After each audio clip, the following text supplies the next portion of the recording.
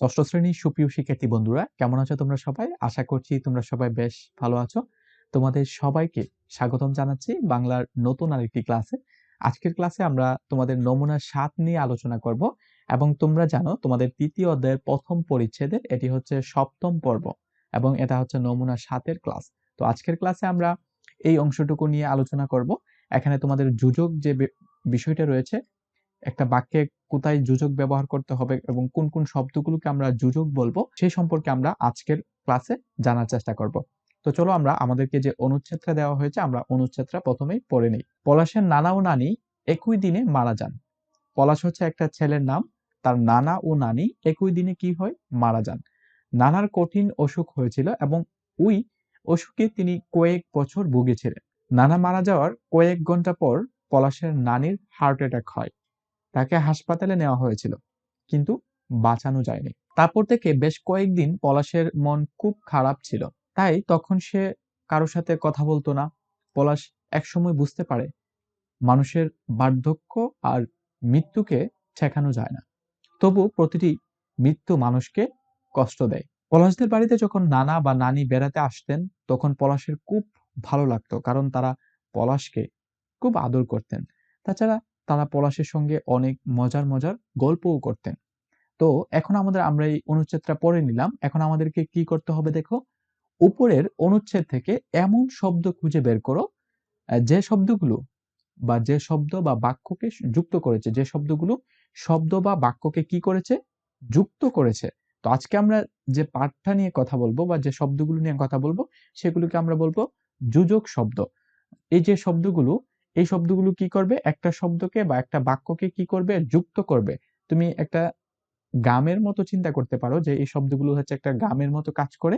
এই শব্দগুলো যেখানে থাকবে দুইটা শব্দকে যুক্ত করে বা একটা বাক্য অপর একটা বাক্যর সঙ্গে সংযুক্তি স্থাপন করে এই শব্দগুলো আমরা খুঁজে বের করব এবং আমাদের এই যে খালি জায়গাটা রয়েছে সেখানে আমরা লিখে ফেলার চেষ্টা করব। তো দেখো আমরা এখান থেকে যে শব্দগুলো খুঁজে বের করতে পারি এবং এই শব্দগুলো কিন্তু কোনো পরিবর্তন হয় না। যেমন আমরা যদি দেখি পলাশের নানা ও নানি, এই যে উ শব্দটা, এটা কি করেছে? এই দুইটা শব্দকে যুক্ত করেছে, নানা ও নানি। তার মানে আমরা এখানে প্রথম যে শব্দটা লিখতে পারি উ, এটা হচ্ছে একটা যোজক শব্দ, কারণ এই শব্দটার কোনো পরিবর্তন হয় না। আবার দেখো নানার কঠিন অসুখ হয়েছিল এবং এই যে এবং শব্দটা, এটাও কিন্তু কি করেছে? দুইটা বাক্যকে বা দুইটা শব্দকে সংযুক্ত করেছে। নানা মারা যাওয়ার কয়েক ঘন্টা পর পলাশের নানির হার্ট অ্যাটাক হয়, তাকে হাসপাতালে নেওয়া হয়েছিল, কিন্তু এই যে কিন্তু শব্দ, এই যে এই কিন্তু, এটাকে আমরা এখানে লিখতে পারি কিন্তু তাকে কি করা যায়নি? বাঁচানো যায়নি। তারপর থেকে এই যে তারপর, এটাও একটা যোজক শব্দ, যে তারপর বেশ কয়েকদিন পলাশের খুব মন খারাপ ছিল, তাই তখন সে কারো সাথে কি করতো না? কথা বলতো না। পলাশ একসময় বুঝতে পারে মানুষের বার্ধক্য আর মৃত্যুকে ঠেকানো যায় না, তবু প্রতিটি মৃত্যু মানুষকে কষ্ট দেয়। এখান থেকে আমরা যে শব্দটা নিতে পারি সেটা হচ্ছে তবু। কি? তবু। তবু প্রতিটা মৃত্যু মানুষকে কি করে? কষ্ট দেয়। পলাশের বাড়িতে যখন নানা বা নানি, এই যে বা শব্দটা আমরা এখানে নিতে পারি, নানা বা নানি বেড়াতে আসতেন তখন পলাশের খুব ভালো লাগতো, কারণ এই যে কারণটাকে আমরা প্রথমেই এখানে নিয়েছি, না এখানে নেই নাই। তো আমাদের এখানে লিখতে হবে যে কারণ। কি লিখতে হবে? কারণ। এই শব্দটাকে আমরা নিতে পারি কারণ তারা পলাশকে খুব আদর করতেন। এই যে তাছাড়া তারা পলাশের সঙ্গে অনেক অনেক মজার গল্পও করতেন। এখান থেকে আমরা নিতে পারি তাছাড়া। তো এই শব্দগুলো কিন্তু আমরা নিলাম, ও এবং কিন্তু, তারপর তবু, বা, তারপরে আর, এই শব্দগুলো হচ্ছে অপরিবর্তনীয় শব্দ এবং তুমি চিন্তা করে একটু লক্ষ্য করে দেখবে এই শব্দগুলো একটা বাক্যর সঙ্গে আরেকটা বাক্যে সংযোগ স্থাপনে বা যুক্ত করেছে। একটা বাক্যকে আরেকটা বাক্যর সঙ্গে কি করেছে? যুক্ত করেছে। বা এই শব্দগুলো একটা শব্দের সঙ্গে মধ্যে বসে দুইটা শব্দকে যুক্ত করেছে। তো লেখা শেষ হলে বরাবরের মতোই তোমাদের বন্ধুদের সাথে মিলিয়ে নাও।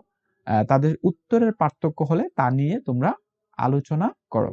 এখন আমরা এই যে শব্দগুলো খুঁজে বের করলাম, এই শব্দগুলোর নাম হচ্ছে যোজক। এই শব্দগুলোর নাম কি? যোজক। শব্দ বা বাক্যকে যুক্ত করে যেসব শব্দ, সেগুলোকে আমরা যোজক বলে বা সেগুলোকে আমরা বলবো যোজক শব্দ। যেমন এবং, ও, আর, অথবা, তবু, সুতরাং, কারণ, তবে ইত্যাদি। এগুলো হচ্ছে যোজক শব্দ। এছাড়াও আরো অনেক যোজক শব্দ রয়েছে। তো পাঠ থেকে যোজক খুঁজি। আমি আশা করছি তোমরা সবাই এখন এই শব্দগুলো দেখে এই শব্দগুলোর নাম তোমরা সবাই বলতে পারবে। তোমরা যদি কোথাও আর শব্দটা দেখতে পাও, তার মানে তোমাদেরকে বলতে হবে যে এই যে আর শব্দ, সেটা হচ্ছে যোজক শব্দ। আবার যদি কোথাও সুতরাং দেখতে পাও, এই যে সুতরাং আমরা কিন্তু অনেক ক্ষেত্রে দেখতে পাই, সুতরাং, এবং, উ, অথবা, তবু, তবে, কারণ, এই শব্দগুলো কিন্তু আমরা আমরা যখন কোনো একটা অনুচ্ছেদ পড়ি, কোনো একটা গল্প পড়ি, আমরা কিন্তু এই শব্দগুলো দেখতে পাই। এই শব্দগুলো কি শব্দ? এই শব্দগুলোকে আমরা বলবো যোজক শব্দ। এখন তোমাদের কি করতে হবে দেখো, এখন পাঠ থেকে যোজক খুঁজি। তোমাদের পাঠ্য বইয়ে ২টা পাঠ রয়েছে, খুব সুন্দর মতো এই পাঠগুলোতে তোমাদের চলে যেতে হবে এবং সেখান থেকে চিঠিবিলি থেকে তুমি যে যোজক শব্দগুলো পাবে, সেগুলোকে এই যে বক্সটা রয়েছে সেখানে লিখতে হবে। সুখী মানুষ থেকে যে যোজকগুলো পাবে, সেখানে তোমাকে এগুলো লিখতে হবে। তো তোমরা কি এখন বইয়ে লিখবে? না, তোমরা যদি বইয়ে না লিখতে চাও, তাহলে তো তোমাদের খাতায় সুন্দর করে স্কেল করে সাজিয়ে তোমরা লিখতে পারো যে চিঠিবিলি থেকে পাওয়া যোজক শব্দগুলো এগুলো, সুখী মানুষ থেকে পাওয়া যোজক শব্দগুলো হচ্ছে এইগুলো। এভাবে তোমরা লিখতে পারো। তারপর তোমাদেরকে কি বলা হয়েছে দেখো, অনুচ্ছেদ লিখে যোজক খুঁজি। এটা তোমরা যারা আজ থেকে প্রথম পর্ব থেকে তোমরা শুরু করছো, তোমরা সবাই জানো। আজকে এই পর্বটা হচ্ছে ৭ম পর্ব। তো তোমরা জানো যে তোমাদের ৩য় অধ্যায়ের যে নাম, সেটা হচ্ছে অর্থ বুঝে বাক্য লিখি। অর্থ বুঝে বাক্য লিখি, এবং এই ক্লাসগুলো হচ্ছে তোমাদের প্রথম পরিচ্ছেদ থেকে। তারপরে আমরা ২য় পরিচ্ছেদে চলে যাব। তো ২য় পরিচ্ছেদে আরো অনেক অংশ রয়েছে। তো তোমাদের এই যে যারা প্রথম পর্ব থেকে ক্লাসগুলো করছো, তারা জানো যে ও একটা অনুচ্ছেদ থেকে আমরা বিভিন্ন শব্দ, আমরা বিভিন্ন পর্বে অনেক শব্দ সম্পর্কে জানি। এই শব্দগুলো আমাদেরকে অনুচ্ছেদ থেকে খুঁজে বের করে নিতে হয়। তো চলো আমরা একটু অনুচ্ছেদে চলে যাই এবং সেখান থেকে এই শব্দগুলো আছে কিনা আমরা একটু দেখার চেষ্টা করি। তো শিক্ষার্থীরা, তোমরা যাতে খুব সহজেই বুঝতে পারো, সেজন্য আমি এখানে একটা অনুচ্ছেদ নিয়েছি উদাহরণ হিসাবে। তোমরা অনুচ্ছেদ থেকে এই যে যোজক যে শব্দগুলো বোঝায়, সেগুলোকে তোমরা একটু খুঁজে বের করার চেষ্টা করবে। যেমন দেখো, কৃষক হলো এমন একজন ব্যক্তি যে জমি চাষ করে, এবং এই যে আমরা প্রথমে এখানে এবং শব্দটাকে পেয়ে ফেললাম, সেটা হচ্ছে একটা যোজক শব্দ। সে আমাদের সমাজের একজন অতি গুরুত্বপূর্ণ ব্যক্তি। সাধারণত সে গ্রামে বাস করে। এই যে তার ঘর, এই যে বা শব্দ থেকে আমরা পেলাম দেউটিন বা খড়ের তৈরি। একজন আদর্শ কৃষক খুব সাদামাটা জীবনযাপন করে। সে মাথার ঘাম পায়ে ফেলে জীবিকা অর্জন করে। সে সকাল থেকে সন্ধ্যা পর্যন্ত কাজ করে।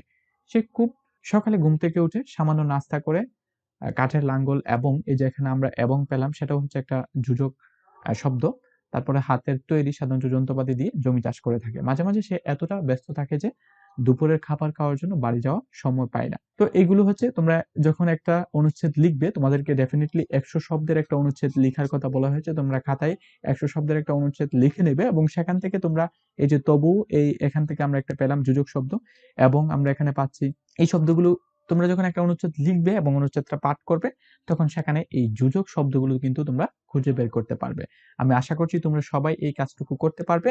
তোমরা অনুচ্ছেদগুলো লিখবে এবং সেখানে যে শব্দগুলোকে যোজক শব্দ মনে হয়, বা যে শব্দগুলোকে তুমি যোজক শব্দ মনে করো, সেগুলো তুমি তার নিচে দাগ দাও এবং তোমার পাশে যে বন্ধু রয়েছে তার সঙ্গে সেগুলো নিয়ে আলোচনা করো, বা তার সঙ্গে মিলিয়ে দেখো যে তোমারটা বা তারটা সঠিক হয়েছে কিনা।